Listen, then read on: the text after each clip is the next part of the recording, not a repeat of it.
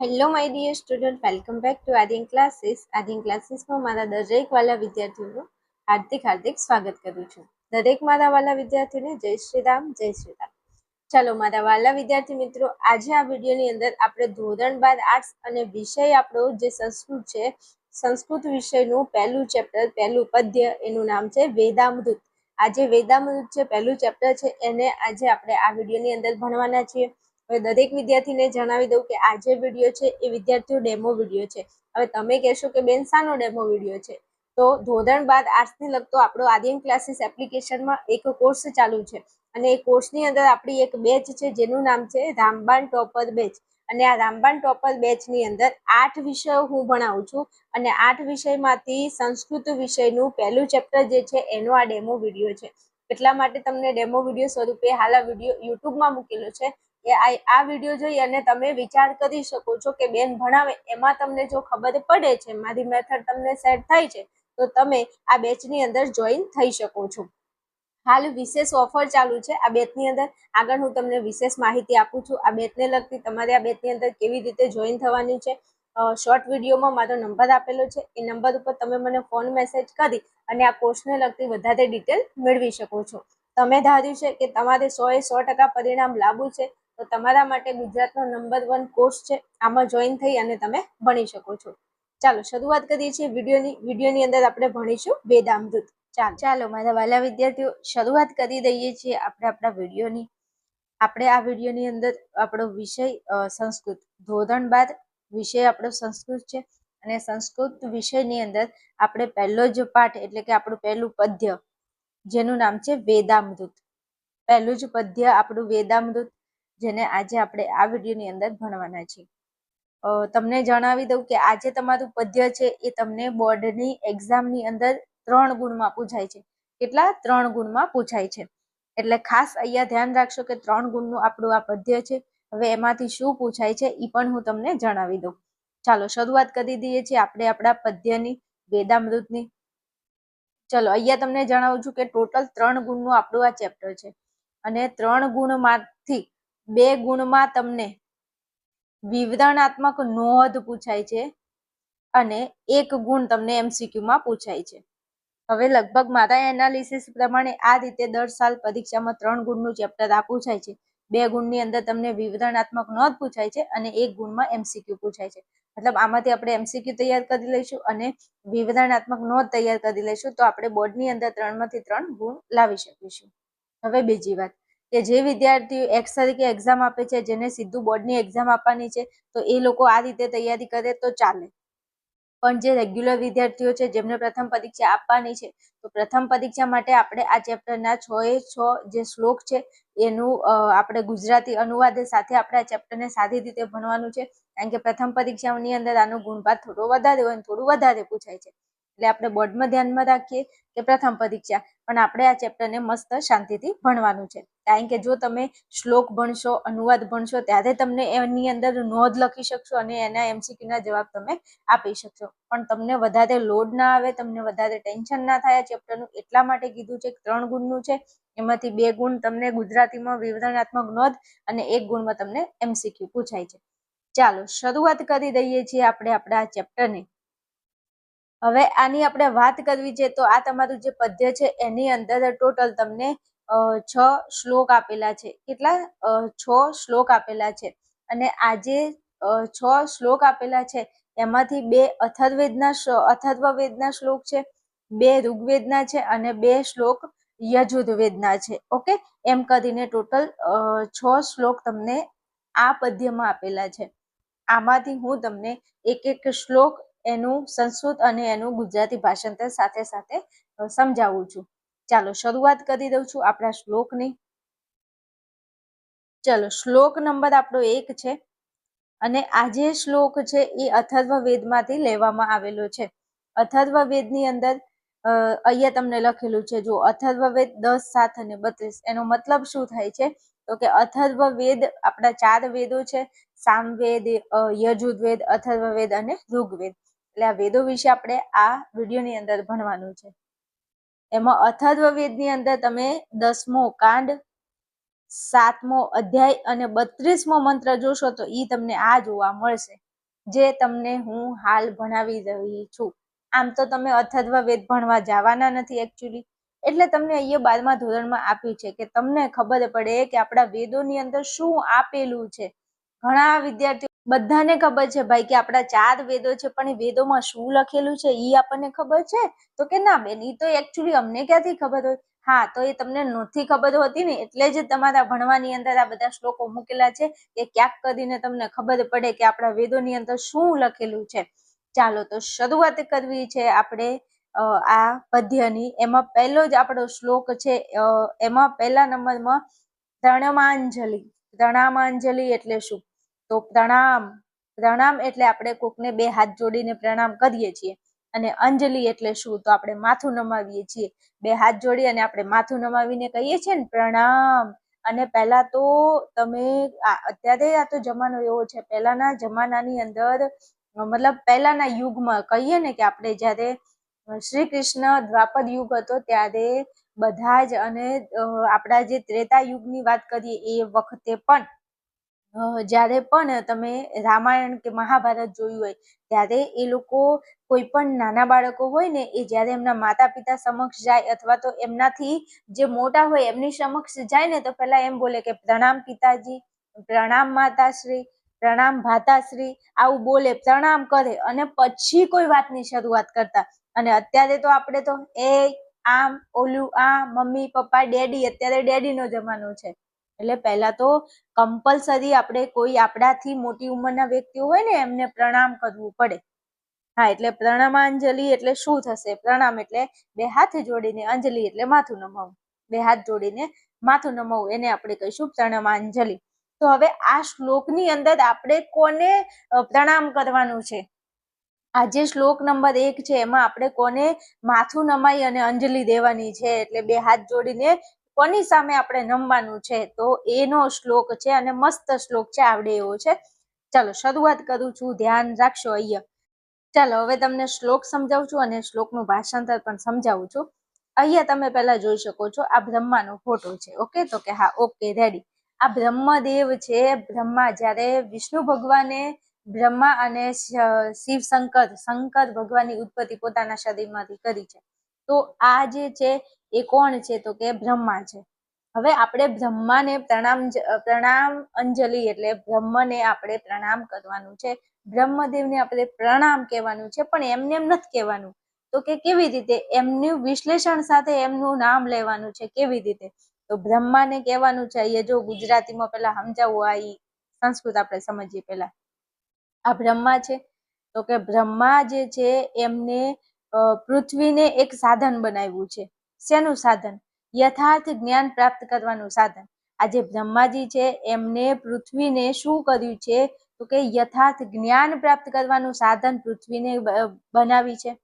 પછી એમનું આ જે પેટ છે, પેટ જેમનું અંતરિક્ષ છે, એમનું પેટ શું છે? અંતરિક્ષ છે. અને એમનું મસ્તક એટલે એમનું આ માથું, મસ્તક શું છે? ધ્રુવલોક છે. શું છે? ધ્રુવલોક છે. આવા જયેશ બ્રહ્મને આપણે શું કરવાનું છે? નમન કરવાનું છે. એકલા બ્રહ્માને સીધું નમન નથી કરી દેવાનું, એમના માટે 3 લાઈનો બોલવાની છે. કઈ 3 લાઈનો તમે બોલશો? તો એમને કહેવાનું છે કે જેમનું યથાર્થ જ્ઞાન પ્રાપ્ત કરવાનું સાધન પૃથ્વી છે. બ્રહ્મદેવ છે જેમનું યથાર્થ જ્ઞાન પ્રાપ્ત કરવાનું સાધન પૃથ્વી છે. એમનું પેટ, ઉદર એટલે શું થશે? પેટ. જેમનું ઉદર અંતરિક્ષ એટલે આકાશ છે. અને એમનું મસ્તક એ ધ્રુવલોક છે. આવા જયેશ બ્રહ્મને નમન થાવ. હવે અહીંયા શ્લોક પહેલા આપણે ગુજરાતી મસ્ત તમે સમજી લીધું. હવે એનો શ્લોક સાથે ગુજરાતી સમજાવું. ગુજરાતી પહેલા એટલા માટે સમજાવ્યું કે તમને થોડી ખબર પડે. ચલો, યશ્ય એટલે જેનું. યશ્ય એટલે શું થશે? જેનું અથવા જેની. જેનું અથવા જેની. ભૂમિ એટલે પૃથ્વી. તો મેં તમને સમજાવી દીધું કે જેની ભૂમિ એટલે કે પૃથ્વી શું છે? પ્રમા એટલે યથાર્થ જ્ઞાન પ્રાપ્ત કરવાનું સાધનને આપણે કહીશું પ્રમા. તો જેમનું યથાર્થ જ્ઞાન પ્રાપ્ત કરવાનું સાધન શું છે? પૃથ્વી છે. આ જે બ્રહ્મા છે એ શું કરે છે? જ્ઞાન પ્રાપ્ત કરે છે, પણ જ્ઞાન પ્રાપ્ત કરવાનું સાધનને કહેવાય પ્રમા. તો જેનું પ્રમા કોણ છે? પૃથ્વી છે. આ જે બ્રહ્મદેવ છે એમની પ્રમાનો મતલબ શું થાય? જ્ઞાન પ્રાપ્ત કરવાનું સાધન. જ્ઞાન પ્રાપ્ત કરવાના સાધનને પ્રમા કહેવાય. તો બ્રહ્માની પ્રમા કોણ છે? પૃથ્વી છે. તો લખવાનું જેમનું અહીંયા જો યશ્ય ભૂમિ પ્રમા, આટલા સુધી તમારે યાદ રાખવાનું છે. યશ્ય એટલે જેની, ભૂમિ એટલે કે પૃથ્વી, પૃથ્વી શું છે? પ્રમા છે. પ્રમાનો મતલબ શું થાય? યથાર્થ જ્ઞાન પ્રાપ્ત કરવાનું સાધન.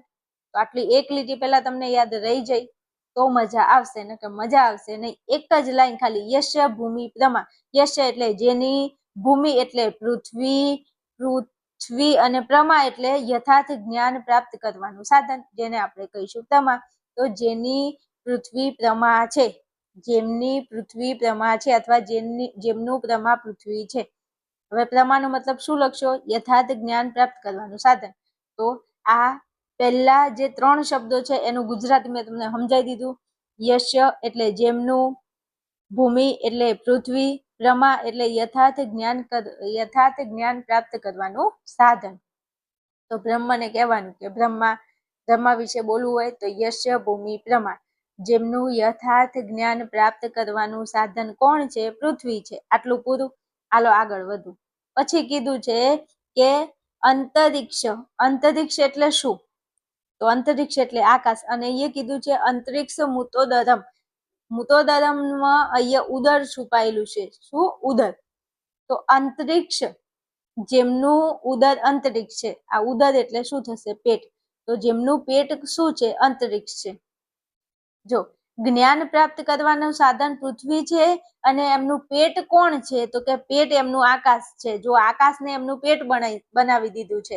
અને બુદ્ધિ પ્રાપ્ત કરવાનું સાધન કોણ છે? તો કે પૃથ્વી છે. આ 2 વસ્તુ તમારે પહેલી લાઈનમાં સમજાવેલી છે, જે મેં તમને સમજાવી. ફરી એકવાર બોલું છું, સાંભળજો. અહીંયા કીધું છે અંતરિક્ષ મૂતોદરમ એટલે જેમનું ઉદર અંતરિક્ષ છે. ઉદર એટલે થશે પેટ. ઉદર છે, ઉંદર નથી. હા, એટલે તમે ઉંદર ના બોલતા, ઉદર. જેમનું ઉદર અંતરિક્ષ છે, જેમનું પેટ અંતરિક્ષ છે. તો આ પહેલી લાઈન નું ગુજરાતી સમજાવી દીધું મેં તમને.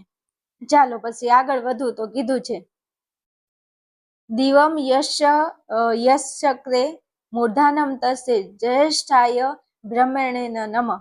હવે એમ કીધું છે કે તથા જેનું મસ્તક ધ્રુલોક એટલે કે સ્વર્ગલોકને બનાવ્યો છે, તેવા તસ્મે એટલે તેવા, જ્યેષ્ઠાય એટલે જ્યેષ્ઠ, બ્રહ્મણેન એટલે કે બ્રહ્મને, નમઃ એટલે કે નમન થાવ. જેનું યથાર્થ જ્ઞાન પ્રાપ્ત કરવાનું સાધન પૃથ્વી છે, જેમનું ઉદર એટલે કે જેમનું પેટ અંતરિક્ષ છે, અને જેનું મસ્તક એટલે માથું, જેમનું માથું શું કરે છે? સ્વર્ગલોકને ધારણ કરે છે, અથવા તો ધ્રુવલોકને બનાવ્યો છે, એવા જ્યેષ્ઠ. અહીંયા આપેલું છે જ્યેષ્ઠાય. જ્યેષ્ઠાય એટલે જ્યેષ્ઠ, બ્રહ્મણેન એટલે કે બ્રહ્મને નમન થાવો. નમન એટલે નમન થાવો. આ છે એનું ગુજરાતી. હવે કહેતા નહીં કે કીધું નહોતું. આ જે શ્લોક છે એ બોર્ડમાં નથી પૂછાતો એનું ગુજરાતી ભાષાંતર કરવાનું, પણ આપણે ભણીએ છીએ તો આપણે આને તૈયાર કરવું પડે. હવે આમાંથી ક્યાંક તમને MCQ પૂછાઈ શકે એટલે ધ્યાન રાખવાનું છે. આ MCQ પૂછાય છે અહીંયાથી. દિવમ યશ્ચક્રે મૂર્ધાનમ એટલે કે દિવમ યશ્ચક્રે મૂર્ધાનમ એમનું મસ્તક કોને ધારણ કરે છે? તો કે ધ્રુવલોકને ધારણ કરે છે. અથવા ધ્રુવલોક કોને બનાવ્યું છે? તો કે એમના માથાને એટલે મૂર્ધાનમ. તો આવો પ્રશ્ન પૂછાય, દિવમ યશ્ચક્રે મૂર્ધાનમ. દિવમ યશ્ચક્રે ખાલી જગ્યા મૂર્ધાનમ.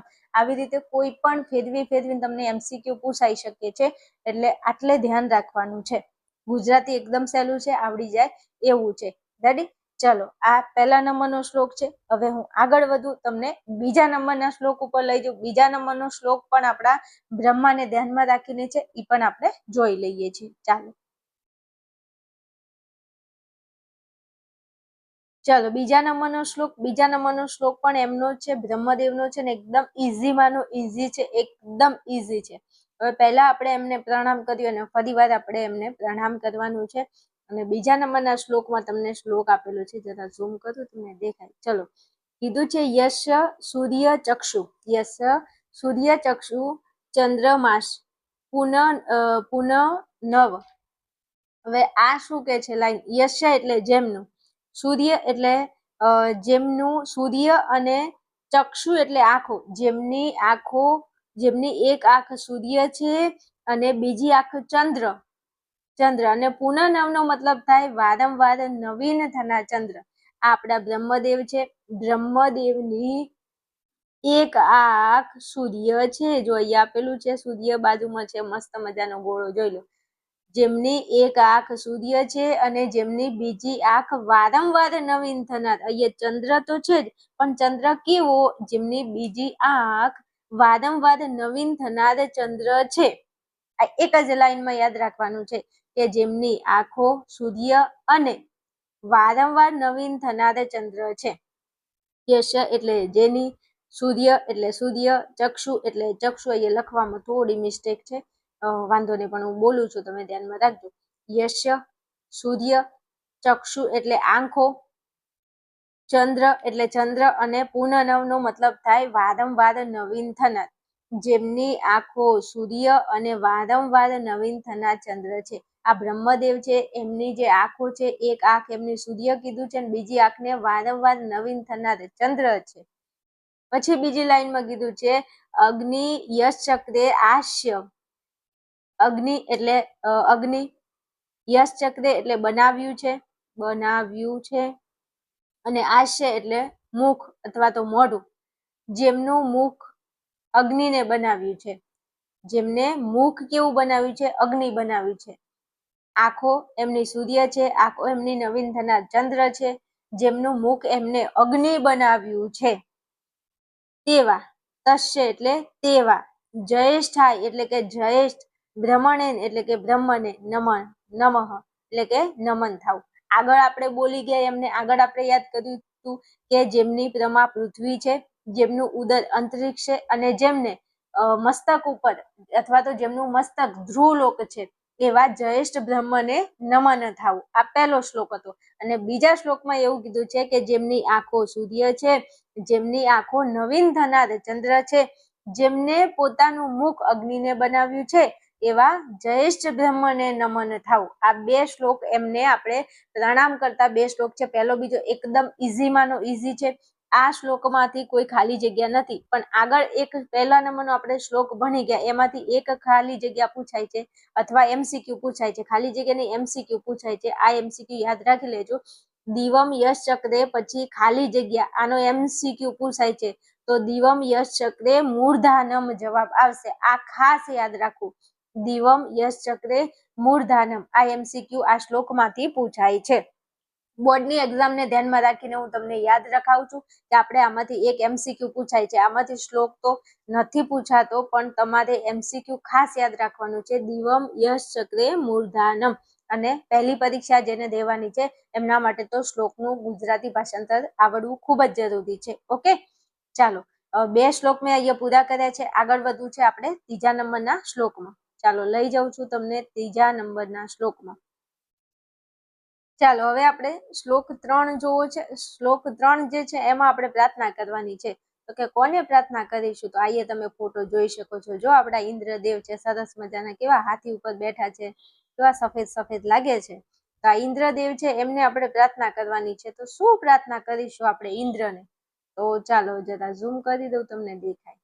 ઓકે, ચાલો, ઇન્દ્રદેવને આપણે પ્રાર્થના કરવી છે. તો અહીંયા પહેલા જેમનું નામ આપ્યું છે ઇન્દ્ર, એ ઇન્દ્રદેવ. પછી કીધું છે શ્રેષ્ઠાની. શ્રેષ્ઠાની એટલે ઉત્તમ, શ્રેષ્ઠાની એટલે ઉત્તમ. દ્રવિણાની. દ્રવિણાની એટલે શું? તો દ્રવિણાની નો મતલબ થાય સંપત્તિ. સંપત્તિ. એ ઇન્દ્રદેવ ઉત્તમ પ્રકારની સંપત્તિ. દેહી નો મતલબ શું થાય? દેહી એટલે આપો. દેહી એટલે શું થાય? આપો. તો અહીંયા પહેલી જે આ વાક્ય છે એનું ગુજરાતી આવું થાય. ઇન્દ્ર એટલે હે ઇન્દ્રદેવ, શ્રેષ્ઠાની એટલે ઉત્તમ પ્રકારની, દ્રવિણાની એટલે સંપત્તિ, દેહી એટલે આપો. ઓકે, વાંચો તો આવડી જાય. ઇન્દ્ર, શ્રેષ્ઠાની એટલે ઉત્તમ પ્રકારની, દ્રવિણાની એટલે સંપત્તિ, દેહી એટલે આપો. ચલો, પછી આગળ વાત કરું તો આગળ તમને કીધું છે ચિત્તમ. શું? ચિત્તિમ. ચિત્તિમ નો મતલબ થાય મન. શું થાય? મન. ચિત્તિમ એટલે થાય મન.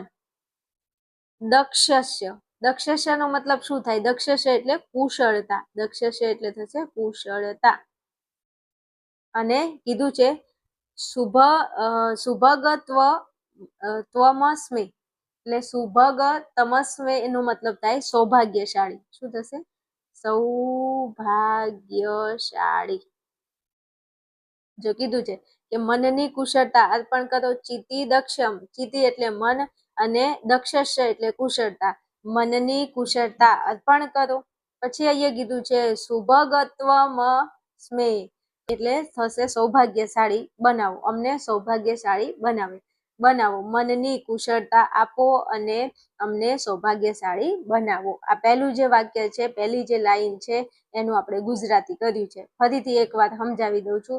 ઇન્દ્રને એવું કહે છે કે હે ઇન્દ્રદેવ, અમને શ્રેષ્ઠ સંપત્તિ, શ્રેષ્ઠ એટલે શ્રેષ્ઠ અથવા તો ઉત્તમ પ્રકારની સંપત્તિ આપો. ચિતિમ એટલે મનની કુશળતા અર્પણ કરો. શુભગત્વ સ્મે એટલે કે સૌભાગ્યશાળી અમને બનાવો. ચાલો પછી બીજા નંબરમાં કીધું છે પોષમ રૈણામ. પોષણ રૈણામ એટલે પોષ એટલે પોષવું. પોષનો મતલબ શું થાય? પોષણ કરો. પોષણ કરો. રૈણામ એટલે થશે સંપત્તિ. અમારી સંપત્તિનું પોષણ કરો. શું થશે? રૈણામ એટલે થશે સંપત્તિ. અને પછી અમારી સંપત્તિનું પોષણ કરો. પછી કીધું છે અધિષ્ઠિત. શું? અધિષ્ઠિત. તો અધિષ્ઠિત નો મતલબ થશે નિરોગી. અધિષ્ઠિત નો મતલબ શું થશે? નિરોગી. પછી કીધું છે તનુ નામ. તનુ નામ એટલે શરીર. શરીર.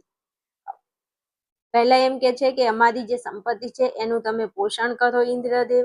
પછી કીધું છે કે તનુ નામ. તનુ નામ એટલે શરીર. અમારા શરીરને તમે નિરોગી બનાવો. અમારા શરીરને તમે કેવું બનાવો? નિરોગી. એટલે અમારા શરીરને તમે નિરોગીતા પ્રદાન કરો. આ બીજી લીટીનો અનુવાદ. પછી ત્રીજા નંબરમાં કીધું છે કે સ્વાદમાન વાચ. વાચ એટલે વાણી. વાચ એટલે શું થશે? વાણી થશે. સ્વાદ એટલે મધુરતા. અમારી વાણીને મધુરતા પ્રદાન કરો. અને પછી લાસ્ટમાં કીધું છે કે સુદીનત્વ મહનામ. અમને સારા દિવસો. સુદીનામ એટલે સારા દિવસો અમને પ્રદાન કરો. આવો એનો ગુજરાતી ભાષાંતર થાય છે. ફરી એક વાર સમજાવી દઉં છું. જો અહીંયા આ શ્લોક એવું કહેવા માંગે છે, શ્લોકમાં ઇન્દ્રદેવને એવી પ્રાર્થના કરવાની છે કે હે ઇન્દ્રદેવ, અમને શ્રેષ્ઠ સંપત્તિ, મનની કુશળતા અર્પણ કરો તથા સૌભાગ્યશાળી બનાવો. આ પહેલી લીટી. હે ઇન્દ્રદેવ, અમને શ્રેષ્ઠ સંપત્તિ, અહીંયા શ્રેષ્ઠ દ્રવિણાની એટલે શ્રેષ્ઠ સંપત્તિ દેહી એટલે આપો. પછી ચિતિમ દક્ષસ્ય અમને મનની કુશળતા અર્પણ કરો. સુભગત્વમ સ્મે એટલે કે અમને સૌભાગ્યશાળી બનાવો. પછી પોષમ રૈણામ એટલે કે રૈણામ એટલે શું થશે? અમારી સંપત્તિનું પોષણ કરો. અધિષ્ઠિમ તનુનામ. તનુનામ એટલે શરીર. અધિષ્ઠિમ એટલે નિરોગીતા. તો તનુનામ એટલે શરીર અને અધિષ્ઠિત એટલે નિરોગીતા. અમારા શરીરને નિરોગીતા પ્રદાન કરો. સ્વાદમાન એટલે સ્વાદની, વાણીની મધુરતા. વાચે એટલે વાણી. વાણીની મધુરતા પ્રદાન કરો. અને સુદિનમ મહનામ એટલે કે અમને સારા દિવસો પ્રદાન કરો. હવે આ છે શ્લોક આપણો. હવે આમાંથી તમારે યાદ શું રાખવાનું છે? બોર્ડની ધ્યાનમાં રાખીને વાત કરું તો આમાંથી તમને એક મોસ્ટ આઈએમપી MCQ અહીંયા તમને પૂછાય છે. કયો પૂછાય છે? આ પૂછાય છે. તમને એવું કહેશે કે તનું નામ ખાલી જગ્યા દેહી. તનું નામ ખાલી જગ્યા દેહી. તો આ તનું નામ ખાલી જગ્યા દેહી એટલે શું? તો અહીંયા કીધું છે જો તનું નામ એટલે શું થશે? શરીર. તો શરીર માટે એમને શું માંગ્યું છે ઇન્દ્રદેવ જોડે? તો શરીર માટે એમને નિરોગીતા માંગી છે. શું માંગી છે? નિરોગીતા માંગી છે. તો અહીંયા ખાલી જગ્યામાં શું લખશો? અધિષ્ઠિમ. શું લખશો? અધિષ્ઠિમ. કીધું છે કે અમારા શરીરને નિરોગીતા પ્રદાન કરો, અમારા શરીરને નિરોગી બનાવો. તો અહીંયા આપેલું છે જો આ અધિષ્ઠિમ. શું? તનુ નામ અધિષ્ઠિમ. અધિષ્ઠિમ તનુ નામ. તનુ નામ ખાલી જગ્યા દેહી. તો તનુ નામ અધિષ્ઠિમ દેહી. હવે આ પૂછાય છે MCQમાં. પછી તમે મને કહેતા નહીં કે બેન એકચ્યુઅલી તમે કીધું નહોતું. એટલે તમારે આ MCQ ધ્યાનમાં રાખવાનું છે. મોસ્ટ આઈએમપી છે 1000%. ચાલો આપણે આગળ વધીએ શ્લોકની અંદર. ચલો ચોથા નંબરનો આપણો શ્લોક છે, ઈ પણ મસ્ત છે. ચોથા નંબરના શ્લોકની અંદર આપણને કહ્યું છે, શું કીધું છે? ચાલો ચોથા નંબરનો શ્લોક છે, એમાં પણ આપણે પ્રાર્થના કરી છે. તો કે કોને પ્રાર્થના કરી છે? તો કે બધા દેવોને. કેટલા? બધા દેવોને. પહેલા તો આપણે વરુણ દેવને પ્રાર્થના કરીશું. કોને? વરુણ દેવને. પછી આપણે અગ્નિદેવને પ્રાર્થના કરીશું. કોને? અગ્નિદેવને. પછી આપણે ઇન્દ્રદેવને પ્રાર્થના કરીશું. કોને? ઇન્દ્રદેવને. પછી આપણે વાયુદેવને પ્રાર્થના કરીશું. અને છેલ્લે આપણે ધાતા એટલે કે બ્રહ્મને આપણે પ્રાર્થના કરીશું. તો આટલા બધા દેવોને આપણે પ્રાર્થના કરવાની છે અને એક જ વસ્તુ એમની જોડે માંગવાનું છે. એ શું માંગવાનું છે? તો કે બુદ્ધિ. શું માંગીશું? બુદ્ધિ. બુદ્ધિ એટલે મેધા. બુદ્ધિને સંસ્કૃતમાં આપણે કહીશું મેધા. અને આ જે શ્લોક છે ઈ મોસ્ટ આઈએમપી છે. આ શ્લોક તમારે 1000% તૈયાર કરવાનો છે. યજુર્વેદનો આ શ્લોક છે. ચલો શું કીધું છે? મેધા મે વરુણો દદાતુ. હે વરુણ દેવ મને બુદ્ધિ આપો. મેધામગ્નિ પ્રજાપતિ. પ્રજાપતિ અગ્નિદેવને એવું કીધું છે. અગ્નિદેવને પ્રજાપતિ તરીકે ઓળખવામાં આવે છે કારણ કે એ પ્રજાનું પોષણ કરે છે. એટલા માટે અગ્નિદેવને પ્રજાપતિ તરીકે પણ ઓળખવામાં આવે છે. એટલે અગ્નિદેવને પણ એવું કીધું છે કે મેધામગ્નિ પ્રજાપતિ. હે પ્રજાપતિ અગ્નિ મને શું આપો? બુદ્ધિ આપો. એટલે મેધા મેં વરુણ દેવને કીધું છે મને બુદ્ધિ આપો. પછી અગ્નિદેવ હે પ્રજાપતિ અગ્નિ મને બુદ્ધિ આપો. પછી કીધું છે મેધા મે ઇન્દ્ર છે એટલે કે ઇન્દ્રદેવ મને શું આપો? બુદ્ધિ આપો.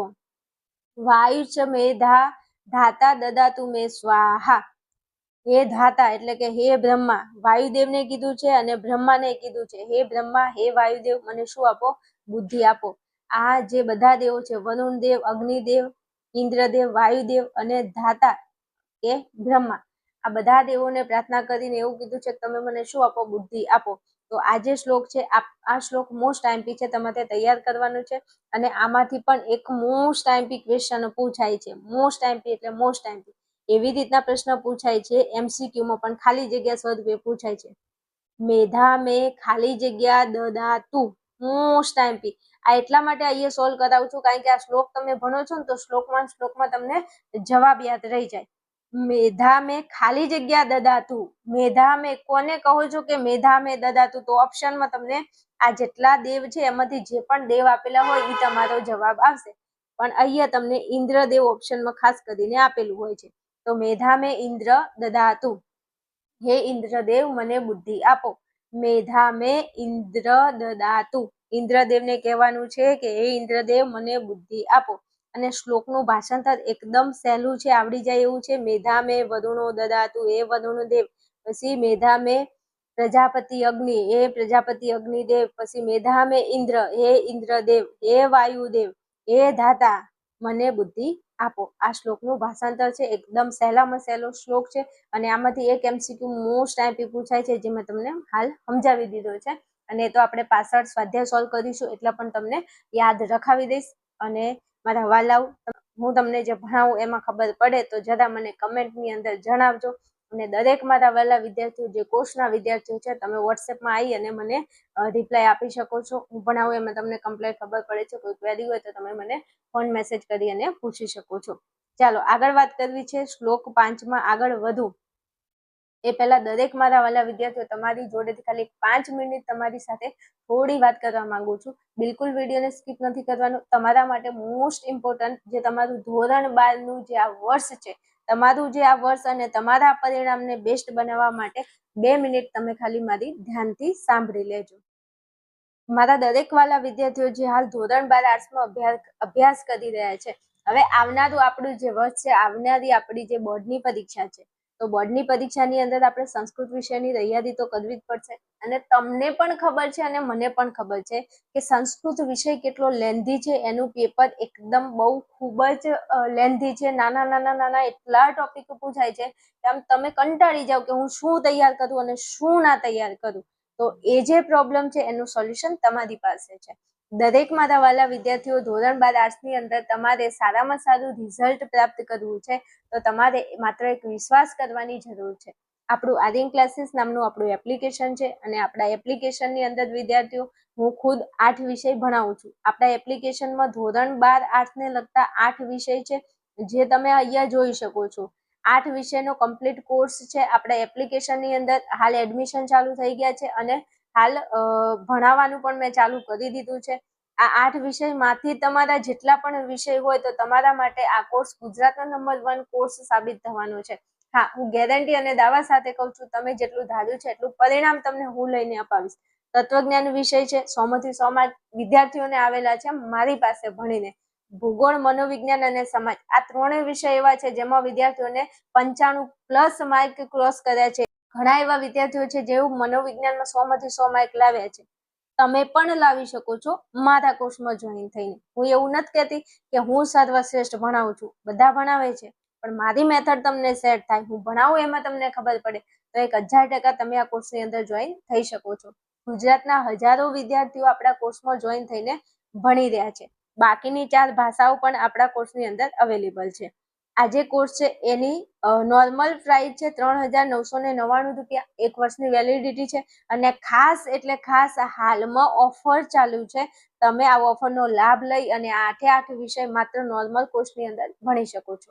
કોઈ વિદ્યાર્થી એવો છે કે બેન બધા વિષયની મારે જરૂર નથી, તો તમે એક વિષય ખરીદીને પણ ભણી શકો છો. આપણા એપ્લિકેશનની અંદર 2 રીતે કોર્સ મળે છે. એક તો તમે 8 વિષય એક સાથે ખરીદી શકો છો અને તમે સબ્જેક્ટ વાઇઝ પણ આપણો કોર્સ અવેલેબલ છે. તમે એક વિષય ખરીદીને પણ ભણી શકો છો. જેના હું તો કહું છું કે જેને 7 વિષય છે, 8 માંથી કોઈ પણ 7 વિષય છે, તો તમારે આ કોર્સની અંદર 1000% જોઈન થઈ જવાનું છે. હાલમાં વિશેષ ઓફર ચાલુ છે. ઓફર પૂરી થાય એ પહેલા પહેલાના ધોરણે તમે જોઈન કરી લેજો. તમારે આ કોર્સ વિશે વધારે કોઈ માહિતી જોઈએ છે તો અહીંયા તમને મેં નંબર આપેલો છે. આ નંબર ઉપર તમે મને ફોન મેસેજ કરી શકો છો. બીજું, આ વિડીયોની નીચે ડિસ્ક્રિપ્શનમાં તમને આપણા આર્યન ક્લાસીસ એપ્લિકેશનની લિંક આપેલી છે. વોટ્સએપ અને ટેલિગ્રામ ચેનલની લિંક પણ નીચે ડિસ્ક્રિપ્શનમાં આપેલી છે. ત્યાં જઈ અને તમે જોઈન થઈ જજો. કોર્સ ખરીદો કે ના ખરીદો, પણ આ 2 ચેનલમાં જોઈન થઈ જજો, એટલે મારા દ્વારા કોઈ પણ નોટિફિકેશન, કોઈ પણ નવો વિડીયો હું અપલોડ કરું છું તો એની નોટિફિકેશન તમને ફટાફટ મળી રહેશે. ઓકે, ચાલો વાત કરવી છે, આપણે આગળ વધીએ છીએ આપણા. ચાલો 5મા નંબરના શ્લોકમાં આપણે આગળ વધીએ. 5મા નંબરના શ્લોકમાં આપણે સંકલ્પ કરવાનો છે. હવે આપણે આગળ પ્રણામ કરી દીધા છે, પછી આપણે પ્રાર્થના પણ કરી લીધી છે અને હવે આપણે સંકલ્પ કરવાનો છે. તો શાનો સંકલ્પ આપણે કરવાનો છે? ચાલો વાંચું છું, ધ્યાનમાં લેશો. ચાલો, સુસારથીર અશ્વાન ઇવ યન મનુષ્ય નેનિયતે અભિશુભી વાર્જિન ઇવ. આજે ઉપરનો જે શ્લોક છે એમાં કીધું છે કે સુસારથીર એટલે કુશળ સારથી, સ્વાનિવ, સ્વાનિવ એટલે ઘોડાને, કુશળ સારથી ઘોડાઓને દોરે છે તેમ મનુષ્યનું મન, અહીંયા કીધું છે કે મનુષ્યને નિયતે એટલે મનુષ્યનું મન મનુષ્યને દોરે છે. જેમ કુશળ સારથી ઘોડાઓને દોરે છે તેવી રીતે મનુષ્યનું મન એ મનુષ્યને દોરે છે. સુસારથીર અશ્વાની ઇવ યત મનુષ્યાન નિનયતે અભિશુભી વાજ્યન ઇવ. સારો સારથી જે છે એ શું કરે છે? ઘોડાને, સારો સારથી જેમ લગામોથી ઘોડાને શું કરે છે? કાબુમાં રાખે છે. તેમ મનુષ્યને તેનું મન શું કરે છે? અંકુશમાં રાખે છે. મસ્ત વાત કરી છે. આ જે શ્લોક છે એમાં કીધું છે કે એક કુશળ સારથી જે છે એ ઘોડાઓને શું કરે છે? દોરે છે. તેમ મન મનુષ્યને દોરે છે. જેમ સારો સારથી હોય, અભિશુભી એટલે કે સારો સારથી જેમ લગામોથી ઘોડાને કાબુમાં રાખે છે, તેવી જ રીતે મન મનુષ્યને અંકુશમાં રાખે છે. ચલો, બીજી લાઈનમાં કીધું છે કે હત પ્રતિષ્ઠિમ યત અજીતમ જીવિષ્ટિમ તન્મે મન શિવ સંકલમ અસ્તુ. શું કીધું છે? તન્મે મન શિવ સંકલમ અસ્તુ. એટલે એમ કહે છે કે હૃદયમાં રહેલું, હત પ્રતિષ્ઠિમ એટલે હૃદયમાં રહેલું, યદજીરમ એટલે કે સદા યુવાન, અતિશય વેગવાન છે, તે મારું મન કેવું થાય? શુભ સંકલ્પ વાળું થાવ. છેલ્લી લાઈનમાં એવું કીધું છે કે મારું જે મન છે એ હૃદયમાં રહેલું છે, જે સર્વદા યુવાન, હંમેશા એ કેવું છે, યુવાન છે. અને આપણું મન અતિશય વેગવાળું છે. આપણું મન કેવું છે, અતિશય વેગવાળું છે.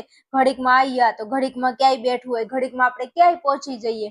તો આપણું જે મન છે એ કેવું છે, અતિશય વેગવાળું છે. તે મારું મન કેવું થાય, શુભ સંકલ્પ વાળું થાવ. એટલે સંકલ્પ કરવાનો છે આની અંદર.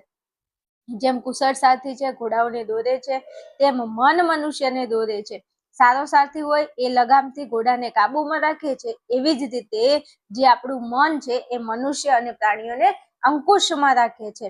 હૃદયમાં રહેલું જે સર્વદા યુવાન, હૃદયમાં વસેલું જે મન છે એ સદા કેવું છે, યુવાન છે અને અતિશય વેગવાન છે. તે મારું મન કેવું થાય, શુભ સંકલ્પ વાળું થાવ. ચલો હવે આ જે શ્લોક છે એમાંથી તમારે એક MCQ યાદ રાખવાનો છે. અને ખાસ આપણે બોર્ડમાં ધ્યાનમાં રાખીએ તો 1 માર્કનો MCQ આ ચેપ્ટરમાંથી પૂછાય છે. તો કયો MCQ છે જે આ શ્લોકમાંથી પૂછાય છે? તો અહીંયા કીધું છે, જુઓ, હત પ્રતિષ્ઠિમ એટલે કે હૃદયમાં રહેલું. તો કે હૃદયમાં શું રહેલું છે? તો મન હૃદયમાં રહેલું છે. તો આ પ્રશ્ન પૂછાય છે MCQ માં કેવી રીતે? માનવસ્ય મન કીદૃશમ વર્તતે. માનવસ્ય મન કીદૃશ વર્તતે. મનુષ્યનું મન ક્યાં વસે છે? તો જવાબ આપણે લખવાનો છે, મનુષ્યનું જે મન છે એ હત પ્રતિષ્ઠમ એટલે કે હૃદયની અંદર વસે છે. આ 1 માર્કનો MCQ મોસ્ટ આઈએમપી છે. સ્વાધ્યાય આવશે એટલે હું તમને સોલ્વ કરાવવાની છું. પણ હાલ શ્લોકમાં એટલા માટે ભણાવું છું કે તમે શ્લોકની અંદર જો ભણી લો તો તમે પાછળ આપણે સ્વાધ્યાય સોલ્વ કરીએ તો તમને આવડી જાય, બાકી તમને યાદ ન આવે. એટલે અહીંયા કીધું છે, જુઓ, આપણું માનવસ્ય એટલે મનુષ્યનું મન, કીદૃશ વર્તતે મનુષ્યનું મન ક્યાં રહેલું છે? તો હત પ્રતિષ્ઠિત એટલે કે હૃદયમાં રહેલું છે. અને આના ઉપરથી ઘણા ગુજરાતી પ્રશ્નો, જો કે ગુજરાતી પ્રશ્નો તો આપણને આવડી જશે, સ્વાધ્યાયની અંદર હું તમને સોલ્વ કરાવી દઈશ. ઓકે, ચાલો. માણસનું મન કેવું છે ભાઈ? તો તમે જુઓ, માણસનું જે મન છે એ સર્વદા યુવાન છે અને અતિશય કેવું છે, વેગવાન છે. આપણું જે મન છે એ અત્યંત વેગવાળું છે અને કેવું છે, સર્વદા યુવાન છે. આ પણ પ્રશ્ન ગુજરાતીની અંદર આપણને પૂછાય છે કે માણસનું મન કેવું છે? તો માણસ જે છે એનું મન જે છે યુવાન છે અને અતિશય વેગવાળું છે. રેડી? ચાલો આગળ વધીએ આપણે શ્લોક નંબર 6 માં. ચલો આ આપણો છેલ્લો શ્લોક છે, 6થા નંબરનો. ચલો 6થા નંબરના શ્લોકની વાત કરીએ તો 6થા નંબરનો શ્લોક જે છે, મતલબ કે છેલ્લો, તો એમાં વેદોપદેશ એટલે વેદોનો ઉપદેશ આપેલો છે. શું કીધું છે 6થા નંબરના શ્લોકમાં? જોઈએ તો મોધમન્ન વિંદતે અપ્રચેતા. મોધમન્ન વિંદતે અપ્રચેતા મતલબ મોધ એટલે થશે વ્યર્થ. મોધ એટલે શું થશે? વ્યર્થ. મન્ન એટલે આ મોધ મન્ન અન્ન ભેગો શબ્દ છે, એટલે અન્ન એટલે શું થશે? અનાજ. મોઘમન્ન વિંદતે અપ્રચેતા. વિંદતે નો મતલબ થાય છે કે પ્રાપ્ત કરે છે. શું કરે છે? પ્રાપ્ત કરે છે. અને અપ્રચેતા નો મતલબ શું થાય? તો અપ્રચેતા એટલે કે એવો માણસ જેનામાં દાન કરવાનો વિચાર આવતો નથી. અદાતા, જેની અંદર દાન કરવાનો કોઈ વિચાર આવતો નથી. અપ્રચેતાનો મતલબ શું થશે? એવો વ્યક્તિ કે જેની અંદર જેને દાન કરવાનો કોઈ વિચાર આવતો નથી. તો આ જે વ્યક્તિ છે એ અનાજ મેળવે છે તો એ વ્યર્થ છે. જે વ્યક્તિની અંદર દાન કરવાનો વિચાર આવતો નથી એવો વ્યક્તિ અનાજ મેળવે તો એ શું છે? એ વ્યર્થ છે. એક પ્રકારનું વ્યર્થ છે. ગમે એટલું અન્ન મેળવે પણ એ કોઈને જો દાનમાં ન આપે તો એ અનાજ જે છે એ કેવું બની જાય છે? એના માટે વ્યર્થ બની જાય છે. એવું કહેવા માંગે છે આ લાઈન.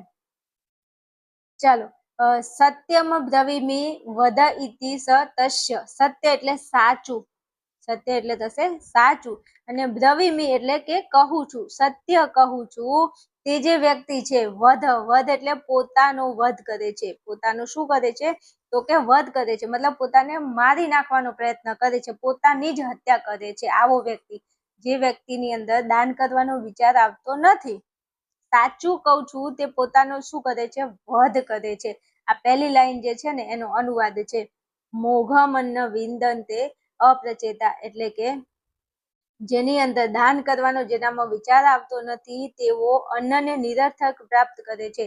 જે વ્યક્તિની અંદર દાન કરવાનો વિચાર નથી આવતો તે વ્યક્તિ અન્ન એટલે અનાજને નિરર્થક એટલે કે વ્યર્થમાં પ્રાપ્ત કરે છે. સત્યમ બ્રવીમિ એટલે કે સાચું કહું છું તે પોતાનું વધ ઇતસ તસ્ય તે પોતાનો જ શું કરે છે? વધ કરે છે. ના અર્યમણ પુષ્યતિ નો સખાય એટલે કે જે અર્યમા દેવતાને અને સખાય એટલે મિત્રને પુષ્યતિ એટલે પોષતો નથી. જે અર્યમા નામના દેવને અને સખાય એટલે મિત્રને પુષ્યતિ એટલે પોષતો નથી. અર્યમા નામના દેવને પોષતો નથી અને સખાય એટલે કે મિત્રને તે પણ પોષતો નથી. કેવલાઘો નો મતલબ થશે પાપને ખાનાર. કેવલાઘો મતલબ શું થશે? પાપને ખાનાર. અને ભવતી કેવલાદી નો મતલબ થાય છે એકલો ખાનાર. કેવલાદી એટલે શું થશે? એકલો ખાનાર. તો કેવલાદી એટલે એકલો ખાનાર. તો આ જે વ્યક્તિ જે છે ઈ જે અન્ન પ્રાપ્ત કરે છે, કોઈને આપવાનું એની અંદર વિચાર તો આવતો જ નથી. ઘણા માણસો એવા હોય છે, ખબર છે ને, એમને ઘણું બધું ઘરે ભરેલું પડ્યું હોય, અન્નના ભંડાર ભરેલા હોય, પણ જો કોઈ આંગણે માગવા આવે ને તો એને એક બટકું રોટલો ન આપે. એવા માણસો છે અત્યારે. તો એવી રીતે આ શ્લોકમાં એવું સમજાવ્યું છે ભાઈ કે જે વ્યક્તિ જેની અંદર દાન કરવાનો કોઈ વિચાર આવતો નથી તો એ અન્નને વ્યર્થમાં મેળવે છે એવી વાત થાય છે. સાચું કહું તો વ્યક્તિ પોતે જ પોતાનું શું કરે છે? વધ કરી દે છે. જે વ્યક્તિ અર્યમા નામના દેવને અને મિત્રો એટલે પોતાના મિત્રોને પોષતો નથી, કઈ આપતો નથી, તો એવો વ્યક્તિ એકલો શું છે? ઈ પાપ ખાય છે. કેવલાદી એટલે કે આ વ્યક્તિ જે એકલો ખોરાક ખાય છે એ વ્યક્તિ ખોરાક નથી ખાતો, શું ખાય છે? પાપ ખાય છે. કારણ કે કોઈને આપતો નથી તો એ પાપ જ ખાય છે એવું જ આપણે કહી શકીએ. એટલે સરસ મજાનો શ્લોક છે, એનું ગુજરાતી મેં તમને કરીને આપ્યું છે. જો ફરી સમજાવી દઉં એકવાર કે દાન કરવાનો જેનામાં વિચાર નથી આવતો તેઓ વ્યક્તિ અન્નને શું કરે છે? નિરર્થક પ્રાપ્ત કરે છે. સાચું કહું છું તે પોતાનો જ વધ કરે છે. તે પોતાની જાતનો શું કરે છે? વધ કરે છે. જે અર્યમા દેવતાને અને એના મિત્રને પોષતો નથી તે એકલો ખાનાર શું કરે છે? પાપને જ આચરે છે, એટલે કે પાપને તે ખાય છે. આ મોસ્ટ ટાઈમ ક્વેશ્ચન પૂછાય છે કે એકલો ખાનાર શું ખાય છે? તો એકલો ખાનાર જે છે એ અન્ન એટલે કે અનાજ નથી ખાતો ભાઈ, ઈ પાપ ખાય છે. કેમ? કારણ કે અન્ન તો વેચીને ખાવાની વસ્તુ છે, પણ આપણે શું કરીએ? એકલા હંતાડી, અમુક તો હંતાડી ખાતા હોય. તમને ખબર હશે ઘરમાં છે ને, મમ્મી ખાવા લાવી હોય ને તો 2-3 છોકરા હોય ને તો વેચીને આપે. પણ અમુક લોકો એવા હોય ને કે ના, પેલાને ખબર નથી પડવા દેવી, એટલે ઘરમાં જે આવે ને બધું ઝાપટી જવાનું. આવું થાય છે ને તમારે? હા, મને ખબર છે, એટલે વાત કરું છું હો ને મારા વાલાઓ. એટલે આ શ્લોક બહુ મસ્ત છે ને આમાંથી એક MCQ પ્રશ્ન પૂછાય છે અને ગુજરાતીમાં પ્રશ્ન પણ પૂછાય છે. જે મેં તમને કીધું 2026 ની એક્ઝામ ગઈ ને એમાં આ પ્રશ્ન પૂછાઈ ગયો છે કે એકલો ખાનાર શું ખાય છે? શા માટે? તો એકલો ખાનાર અન્ન નથી ખાતો. આ વ્યક્તિ અન્ન નહીં પણ પાપ ખાય છે. હું તમને સ્વાધ્યાય આવે એટલે સોલ્વ કરાવું છું. ઓકે, ચાલો હવે આમાંથી કયો MCQ પૂછાય છે? 1 માર્કનો MCQ આ શ્લોકમાંથી પૂછાય છે. હું તમને જણાવી દઉં. પ્રશ્ન એવો પૂછાય છે કે ક મોઘ મન્ન વિદંતે. કની જગ્યાએ તમારે જવાબ લખવાનો છે. પ્રશ્ન એવો પૂછાય છે કે ક મોધ મન્ન વિદ્યંતે એટલે વિદંતે એટલે શું કરે છે? મેળવે છે અથવા તો પ્રાપ્ત કરે છે. મોઘ એટલે વ્યર્થ અને અન્ન એટલે અનાજ અથવા તો અન્ન. તો કે કોણ જે છે તે વ્યર્થમાં અનાજ મેળવે છે? તો આપણે હાલ જોઈ લીધું કે અપ્રચેતા. આ અપ્રચેતા મોઘ મન્ન વિંદતે અપ્રચેતા. જવાબ આપણો આવશે અપ્રચેતા. અપ્રચેતાનો મતલબ શું થાય? કે જેની અંદર દાન કરવાનો કોઈ જેના મનમાં વિચાર આવતો નથી એને કહેવાય અપ્રચેતા. અને આ જે અપ્રચેતા છે એ વ્યર્થમાં અનાજ મેળવે છે. મોઘ એટલે વ્યર્થ, અન્ન એટલે અનાજ અને વિદંતે એટલે કે મેળવે છે. વિંદતે છે ને? હા, વિંદતે એટલે કે મેળવે છે. આ MCQ મોસ્ટ ટાઈમ છે, પૂછાય છે વારંવાર. તમારે MCQ ને ધ્યાનમાં રાખવાનું છે. ગુજરાતી પ્રશ્નો આવશે એટલે હું તમને સ્વાધ્યાયમાં સોલ્વ કરાવી દઈશ. ઓકે, ચાલો મારા વાલા અને મારા પ્યારા વિદ્યાર્થીઓ, આપણો છેલ્લો લાસ્ટ શ્લોક હતો. હવે આપણે નેક્સ્ટ વિડીયોની અંદર સ્વાધ્યાય હું તમને સોલ્વ કરાવું છું. એટલે આટલું પૂરું કરી અને ફટાફટ તમે નેક્સ્ટ વિડીયોમાં આવી જજો. ત્યાં આપણે સ્વાધ્યાયની અંદર જે પણ પ્રશ્નો આપેલા છે એ બધું હું તમને નેક્સ્ટ વિડીયોમાં સોલ્વ કરાવી દઉં છું. ઓકે, અને જે મારા યુટ્યુબના વાલા વિદ્યાર્થીઓ છે, તમારે આવી જ રીતે સંસ્કૃતને સારી રીતે ભણવું હોય તો તમે મારા કોર્સની અંદર જોઈન થઈને ભણી શકો છો. કોર્સને લગતી બધી ડિટેલ મેં વિડીયોમાં આપી દીધી છે. તેમ છતાં પણ અહીંયા મારો મોબાઈલ નંબર આપેલો છે, એ નંબર ઉપર તમે મને ફોન મેસેજ કરી અને વધારે માહિતી કોર્સને લગતી મેળવી શકો છો. ચલો મળીશું નેક્સ્ટ વિડીયોમાં. ત્યાં સુધી જોતા રહેશો આદિન ક્લાસીસ.